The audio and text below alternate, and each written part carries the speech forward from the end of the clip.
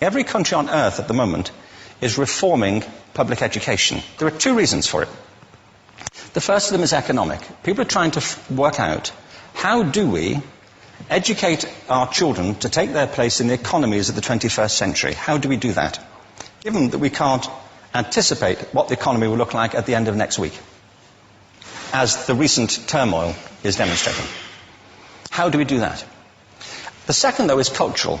Every country on earth is trying to figure out, how do we educate our children so they have a sense of cultural identity and so that we can pass on the cultural genes of our communities while being part of the process of globalization. How do we square that circle?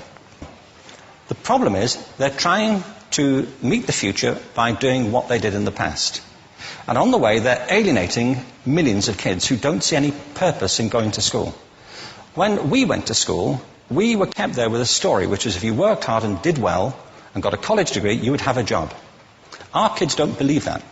And they're right not to, by the way. You're better having a degree than not, but it's not a guarantee anymore.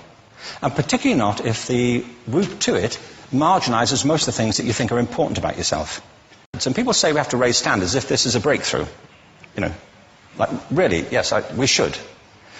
Why would you lower them?